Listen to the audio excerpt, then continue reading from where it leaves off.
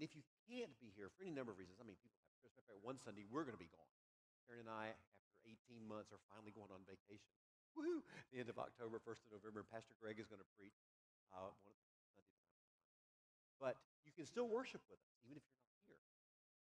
If you're not familiar with YouTube, you can get a hold of me or Greg or Daryl, and we'll help you get acquainted with YouTube, which is a website on your computer, or you can get it on your phone if you have a smartphone. And if you go to youtube.com, and up there at the top, there's a little search box, and you type in FBC Waterloo, it will take you to a page with all of our worship services. Right now, we're recording this service. It is being seen live around the world right now, in real time. When Daryl was in Hawaii, where are you? What time did you have to get up to be able to see? Where did he go? Did he leave? What time did you have to get up in order to be able to see us in Hawaii when we were like 4 in the morning or something? So the service started at 5, and he would text me at the end of the service and say, that was an awesome worship service. Music was great or whatever. So if you do have to miss, and not because I think that my preaching is so great, believe me, if anybody doubts my ability, it's me. But it's because the Word is so sweet. And the more we learn about redemption, the more we're going to be drawn into the beauty of what God has done. And when we realize the fact that God is doing this for His glory, we at first think, well, that sounds a little self-serving. Well, who else should be self-serving but the God of the universe? He's allowed to be self-serving. Because here's the good thing about it. He gets the glory, but guess who gets the benefit? We do. Hey, you can have all the glory you want, Lord, as long as I can share in part of the benefit. And so, I just want to encourage you to pray for me, for us as a church, as we begin looking into this wonderful picture of redemption that we see God doing with His people Israel in the Old Testament, and then see how that translates through the lens of Christ into our lives. Okay? I just needed to share that with you.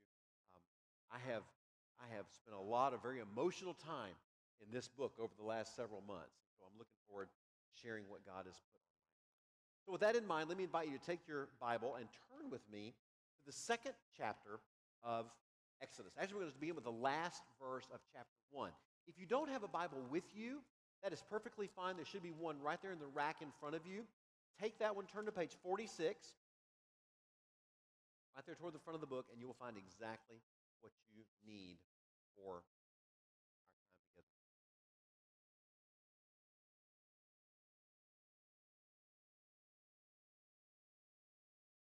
Desperate time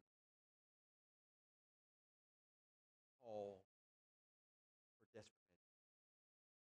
There have been times in our history, Karen and I went to see Dunkirk. If you've not been to see it, you'll either like it or you'll shake your head at it. It's not your typical rock'em sock'em action adventure film, although there's a lot of tension. You can just feel the anxiety of 400,000 troops trapped on the beach, with the Germans just flying over, bombing them about once an hour, dropping bombs, killing them. They would finally get a boat in and load the boat. The boat wouldn't get 50 yards. And in their desperation, they called for all these little pleasure craft to come across the channel and pick up as many as they could. So they continued to fight. In 1940, before we had gotten into the war. But desperate times call for desperate measures. And the time that we're looking at in the life of the people of Israel is a desperate time. Someone asked me last week why in the world I thought God would enslave the people of Israel for 400 years in Egypt. Well, first of all, they weren't slaves for 400 years. We're not really sure how long they were, but for the long time, the history and story of Joseph had carried on. But after a while, because they kept growing bigger and bigger and bigger, there were more Hebrews than there were Egyptians. And just like in another culture that I know very, very well, when we think that a minority group is going to become the majority, the majority gets nervous. So the Egyptians said, we've got to do something to get these people under control, or else they'll take over our nation. And so Pharaoh first tried to enslave them. Well, he didn't try, he did. First he enslaved them. We have this fearful leader who puts them into bondage. But the more they worked, the more they, forgive me, I don't mean to be crude, but the more they bred and the bigger they grew. They just kept on multiplying. So then he goes to the midwives, the women that would accompany the women when they were about to give birth, back in the days before there were OBGYNs and hospitals to give birth. And he told the midwives, if it's a boy baby, I want you to kill it. If it's a girl baby, I want you to let it live. But the midwives feared God more than they feared Pharaoh, and they didn't do that. So finally, in desperation, this desperate leader puts out a decree that we read in chapter 1, verse 22.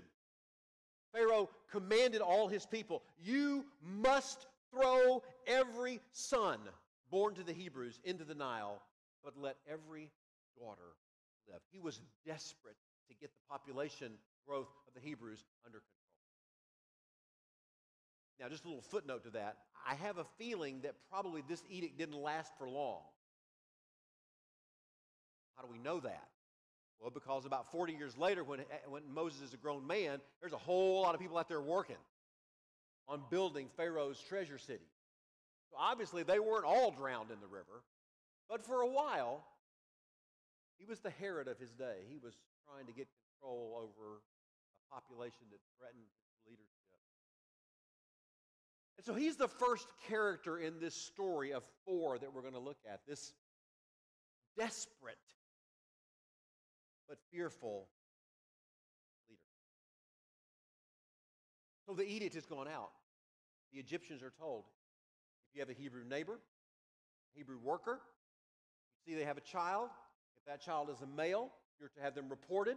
The child will be taken from them if it's a boy and thrown into the Nile. Why thrown into the Nile? Well, a couple of reasons. Number one, and I don't mean to be rude or anything, but how would you dispose of hundreds, if not thousands, of baby carcasses? You just killed them with a sword or chop their heads off or something like that. So they said, no, let's throw them in the Nile. And don't forget that they worshiped the Nile as a god. They were pantheistic, meaning that they worshiped the sun, they worshiped the Nile, they worshiped frogs, they worshiped other creatures. And so, in a sense, it was like they were giving an offering to the Nile of these babies.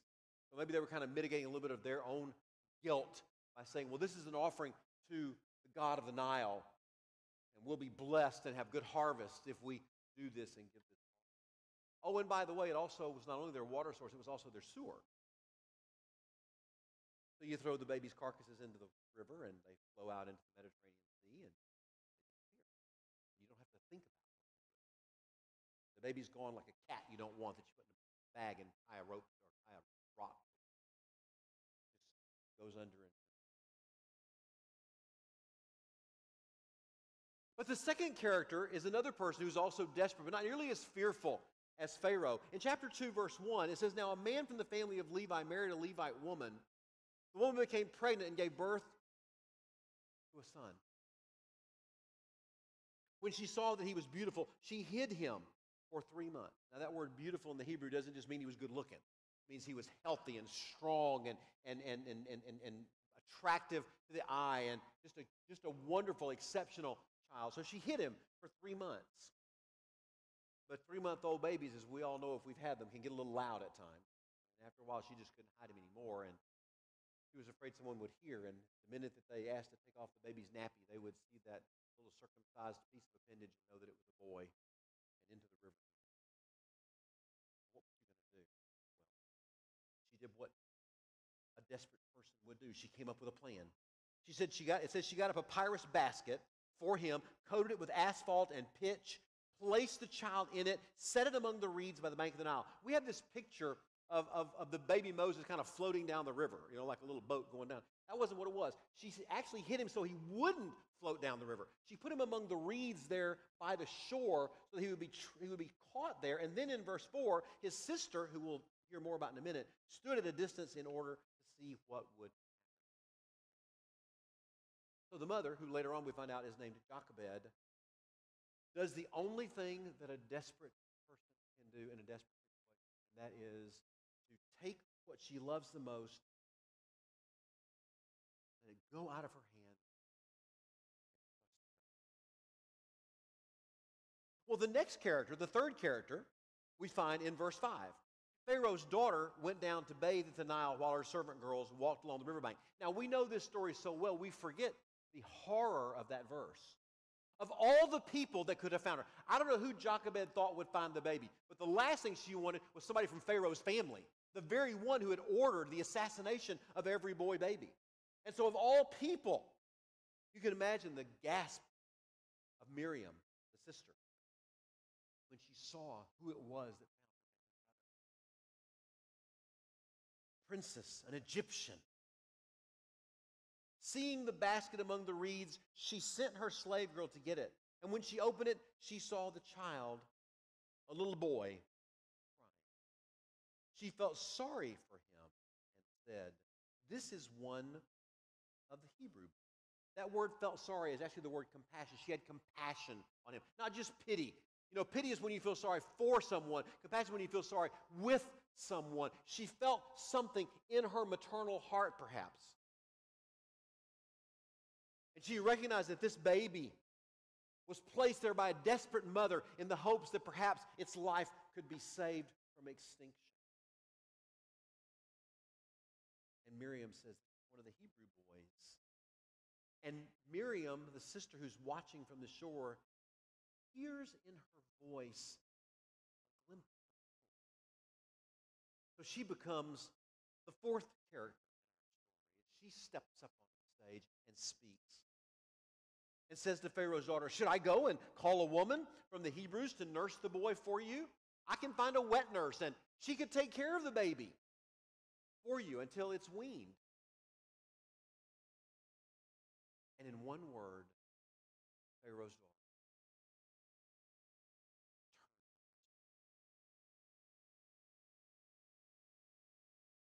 In that instant, Pharaoh's daughter had the life and death of this baby literally in her. All it would take. Dead.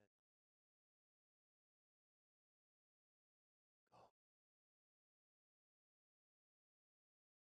And Moses.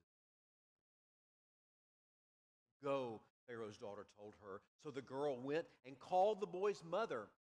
Then Pharaoh's daughter said to her, "Take this child, nurse him for me, and I will pay you your wages." So the woman took the boy and nursed him. And when the child grew older, she brought him to Pharaoh's daughter, and she named him Moses, because she said, "I drew him out of." Nice little one-act play. The end. Isn't that cool? Isn't that a wonderful story? Moses gets to live. Jochebed gets paid to do what she would have been doing anyway, which was nursing her own son. She carried him to Pharaoh's daughter to live with her in Pharaoh's palace, knowing that now he will grow up as an adopted grandson of Pharaoh. And by the way, this wasn't an uncommon thing. You have to remember that Egypt was the leading power of its day. And many rulers and other prominent people would send their children and grandchildren to come and live under Pharaoh's tutelage as a sign of their love and trust in Pharaoh. So for Pharaoh's daughter to bring this baby boy into the palace was not uncommon except for his nationality. We don't know how that worked out, but obviously he was there and stayed there, grew up there, lived there as one of the many, maybe 100 or more grandsons of Pharaoh. Great story. We could come up with all kinds of applications, but there's one pressing question that kept bugging me as I worked on this. And it was the question, why? Why did God include this story? What does this story add to the story of the redemption of God's people from slavery in Egypt and to going across the wilderness into the promised land? Why didn't God start with the burning bush? Wouldn't that have been a better place to start? Once upon a time, there was a man named Moses. He was out with the sheep, and he was a Hebrew, and he came across this burning bush, and God spoke to the burning bush and said, "Go and release my people."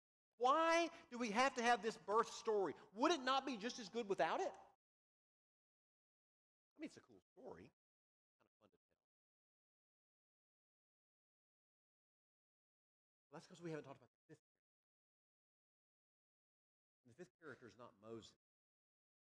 The fifth character is You see, this story in the end is not about Moses. This story is not about three wonderful, godly, well, not godly, but blessed women. I'll say it that way. I guess you could say the Egyptian princess. Heroes, heroines. This is not a story about Pharaoh. This is a story about God. Just like in the end, every story in the Bible is about God.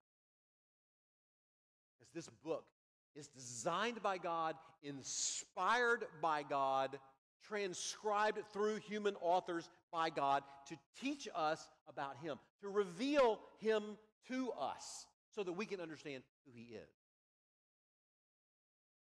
And so this story is vital to us understanding something about God, because when you begin to look at God, you recognize some things about Him. What kind of God was He in this story? Was He some kind of reactionary God wringing His hands saying, oh my goodness, if I don't do something quick, all these babies are going to die. I've got to come up with a plan. So I will find a way to save one.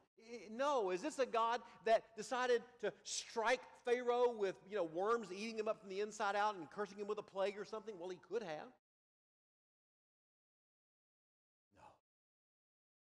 This is a God who planned this whole thing. And that doesn't mean that He caused the murder of those babies. Please don't misunderstand me. But He knew in His sovereign foreknowledge exactly what Pharaoh was going to do. And He planned, and He factored that into His plan for what He was going to do to redeem His people, to send to them a Savior. Now let's just real quickly walk back through the story again and see all of those little fingerprints. What would have happened, do you think, if Pharaoh had not declared this edict? Moses would have grown up just one more unknown Hebrew baby boy who grew up to be a servant, who grew up to be a slave. But because of the edict, he now becomes one that is chosen, drawn out of the water designed for death, and instead the water life. Behind me there are three wonderful banners that two ships made for us, the theme for the story. And we see another body of water that was designed for death, but God had to. We'll get to that in a few weeks. So God was able to bring Moses to a unique place, but why Pharaoh's palace? Why couldn't Moses have just been hidden and spared? Because in just a few chapters, when we get to chapter 11, we're going to find out that when Moses begins to tell the people to gather things together because they're getting ready to leave, it tells us in Exodus chapter 11, verse 2, that all of the Egyptian leaders and their citizens respected Moses because he had grown up in the palace. He had learned the ways of the Egyptians. God wanted him exactly where he was. All. Isn't it ironic that Jochebed, in essence, obeyed Pharaoh's command? What did Pharaoh say? Every boy baby had to be what? Thrown into the Nile. Didn't say anything about a boat now, did he? So Jochebed makes a little boat. And by the way, that word boat is only used one other time. And that's why some of your older translations, you have a King James, and King James is called an ark. That's literally the word, ark. And an ark is not a big boat. An ark, like the Ark of the Covenant. I'm saying the only time in the Bible, the only time in Exodus, this part of Exodus that is used is for a boat is when here and in Noah's story.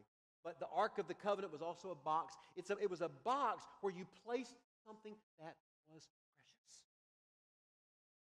You see, one of the things I'm trying to help us do as a church family is to learn to think Jewish. What I mean by that is we think too Greek. We think too Western when we read the Bible. We don't think like a Jewish person. When a Jewish person, a Hebrew person, would read this story and see that word ark, their mind would immediately go back to another ark, to another man who was spared the waters of death in order to do what? To keep God's promise. God had promised Eve, one of your seed will crush the serpent's head. If God had killed everybody in the flood, He would have broken His promise to Eve. And the same God promised Abraham, someday your seed will inherit this land. There'll be more than the numbers of the sand on the seashore. So God was keeping His promise. Again with an ark. Again with one person who would be the Redeemer.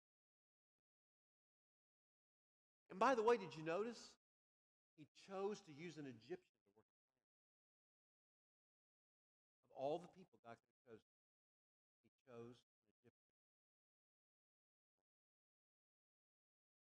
So, based on all that, what do we learn in the passage? Knowing that God's fingerprints are all over this story, God is superintending every single bit of what to Jochebed and to Amram, her husband, was an absolute, desperate, distressing time. What does that teach us? Number one, it teaches us that God is not some philosophical, theosophical point of thought that created a world thousands of years ago and then sits off and allows us to work out our own destiny. No, we worship a God who works in history. He sticks his hand into time, into human space to accomplish his will for his people. Now that's good news. Because some of you are here this morning, and I know you're in a desperate place. Not because I know your situation. I'll tell you how I know in just a minute. I know. Oh, you put on your nice face, you come into church. Hey, we're doing fine. We're doing good. But inside, you're one paycheck away. You're one car breakdown from walking. You're one fight away from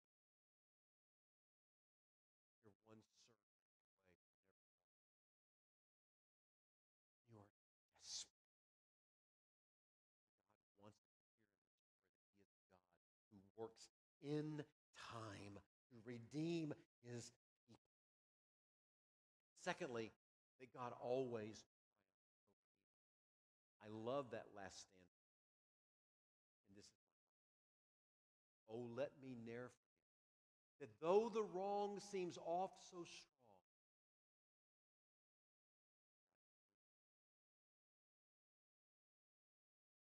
this is my God.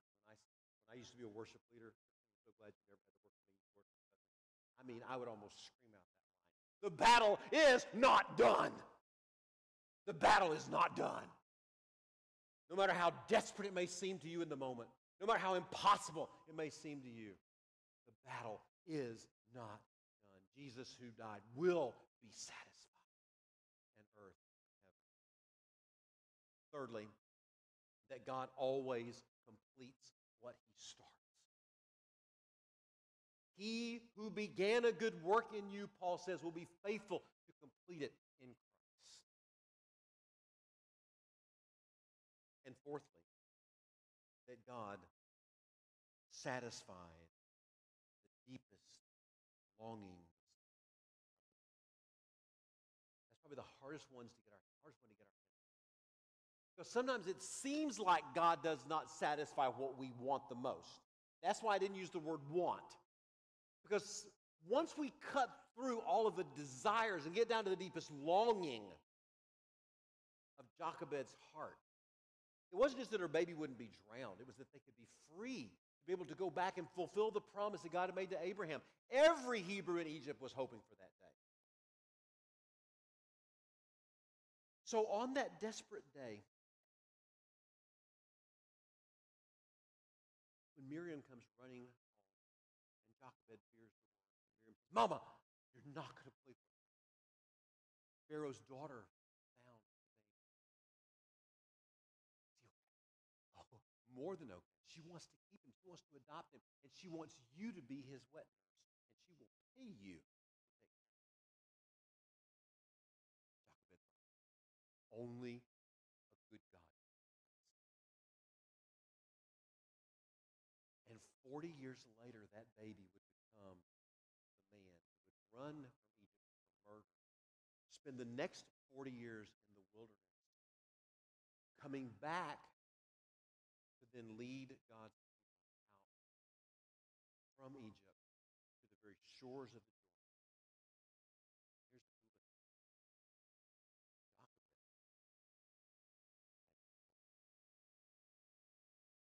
had no idea what God had in plan 80 years into the future. All she knew was her baby was going to live. All she knew was her baby would not have to be a brick maker. All she knew is that her baby would be able to have a life of education and training. And it was the most wonderful thing she could ever imagine. It could never be any better than this for Jochebed. And we laugh with them. Because, oh, baby, you had no idea what God had done.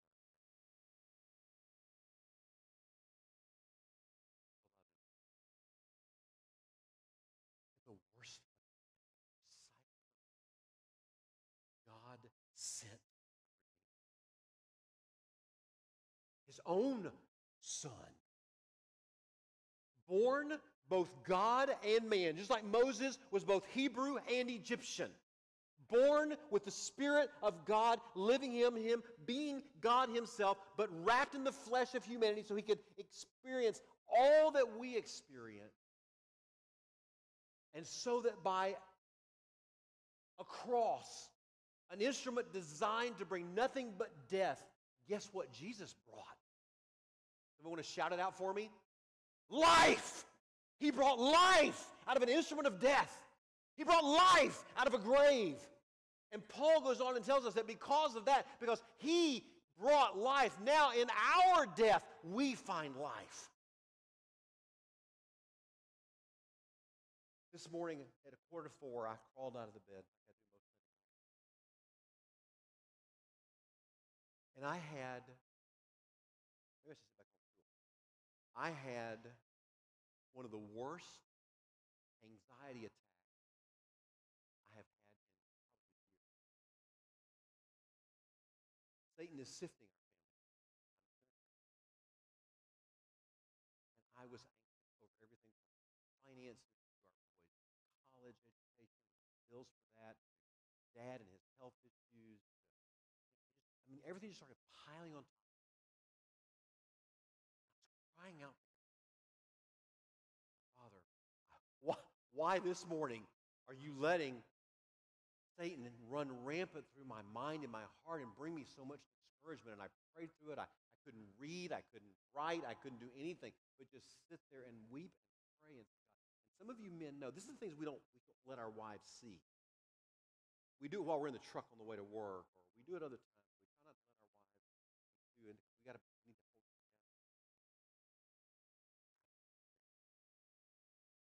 And then, as much as I can know anything, it looks like the Lord told me, Steve, I wanted to give you just a few minutes of desperate sitting in this room. That's how I know here. I don't know who you are, but I know you are desperate, you are discouraged, you are distressed, you feel defeated, you are in despair over a child that's gone astray, over a financial situation that you can't figure out how to get your way out of, over a baby that has to go and have surgery, over a marriage that is on its last threads, whatever it may be. And I'm here to tell you that God is still in control. Please listen. I don't mean that means we just go skipping blithely down the path. I've still got a lot of things I got to take care of over the next few weeks. It's going to be like flying through a storm and assessment. But we will come out on the other side of it. And God will get the glory, and I will get the benefit along with it. And so I'm here to tell you that God put this story here to remind us today that he is still in the business of taking care of his.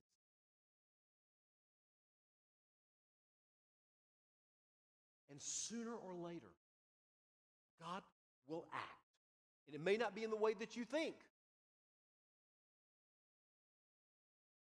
Remember the book of Habakkuk, when Habakkuk was praying, asking God to bring the people of Judah back to him? God said, I have every intention of doing that. And here's how I'm going to do it. I'm going to bring the Babylonians in. They want to haul them off into exile. Habakkuk says, wait, I'll take back the question. No. I know what they need. And I will answer their prayer. So it may not be the way we want. It may not be what we think. But it will fill our deepest longing, which is to know the God of heaven is through Jesus Christ, who gave his life on the cross, so that we can have a relationship with God as our God. So what do we need to do? Well, grab your Connect card for just a minute. Let's talk about it. I'm going to do something kind of silly. I do think that they're silly every now and then. There's three things that I want us to consider. I kind of got them a little bit out of order. Well, maybe. want you to take whichever hand you don't write with, and I want you to put your finger on your head. Everybody, come on, just do it. Come on, Tad. Put it on your head. There you go. The first thing we have to do is a mind thing. We have to acknowledge that no matter how desperate I may feel, I want to acknowledge, because of what I know, that God is still in control of me. Will you do that? Will you acknowledge today that God is still on the throne? See, if there's one atom in the universe that is not under God's control, chaos rules. Everything is under His control. That's the first thing, and that's the first circle. That's the second one on the list that says acknowledge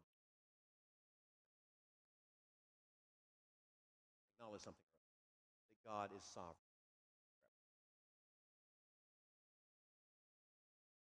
Acknowledge God's work of redemption, that He is in the process of redeeming us. Secondly, now I want you to put your hand on your finger. It's only about, 20 inches from here to here? 18 inches from your brain to your heart. One of our school teachers shouted out for us. 18 inches. But the step between step 1 and step 2 is like a chasm. It's like the famous story about the tightrope walker. We all believe he carries on his shoulders, but I'd rather that not be me. Because the second thing we have to do, we have to be willing, as a dear friend of mine said the other day, to just take whatever it is that's in our hand, let it go.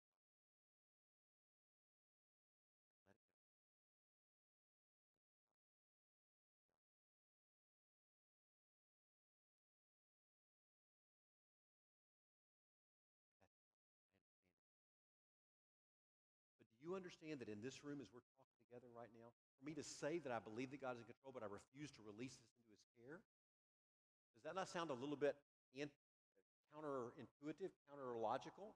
If I believe that He's in control, then I should be willing to let Him be in control of this situation in my life, whether it's my finances, my relationship, my kids, my spiritual life, whatever it may be, my job, whatever. That's the second thing, is to release my circumstances. And it may very well be that if you've not yet become a Christ follower, you've not yet surrendered your life to Christ, that's the first step of that. That's why at the top it says, my next step is to trust Jesus as Savior, Lord of my life. I probably should have put that further down on the list, because if you acknowledge that God is in control and you are not, that ultimately everything is going to devolve back to Him, then I would think you would jolly well want to say, well, I better get my relationship with Him right. And the way to do that is by acknowledging that and giving your life to His control through what Jesus Christ did, the bridge that He built between us and Him that we had made. But then the third thing of the three, acknowledge, release, is to pray and fast. The reason I put these two things together is I started to make them separate. But then I knew how our minds tend to work. Well, I prayed about it, Pastor, all week, and the Lord just didn't give me anybody to talk to. Oh, yes, He will. Okay? So I link these two things together. We need to pray that God will bring into our lives this week, this day, this holiday weekend, whenever, someone who needs to hear the truths of this story. And then let them know how much the story really means. It's not just about a baby being saved from being drowned. It's about God stepping in the middle of a desperate situation, a hopeless situation, and bringing not just a short-term solution, but something that flowed out from there. Well, I guess God is God, but based on this story, if this hadn't happened, we might not would even be here. Because it was Moses who led the people out. It was Moses who got them into the promise. Well, he didn't get them into the promised land, got them to the promised land, and Joshua took them in, and out of that came the tribe of Judah. Out of that came David. From David came Jesus. From Jesus comes salvation. And so tell somebody that when they say, I just don't know what I'm going to do. I'm literally this close to saying, let's just find a gun and just end it all. Let's go get the paperwork and get it done. Let's file the bankruptcy. And they need to know that God cares, that He is in control, he will work with them. Now, it may still be rough. It may still be tough. One of the things that we learn from this passage and many others is that God does not always relieve the circumstances. More often than not, he works through the circumstances. Because if he suddenly just made them disappear, well, that was nice, And every now and then, he perhaps does that. But more often than not, he takes the circumstances that we're in and says, let me show you what I can do with your seemingly hopeless. So would you be willing? Yes, Pastor, if you'll pray with me, I will pray and I will try to find someone this week that I can acknowledge, release,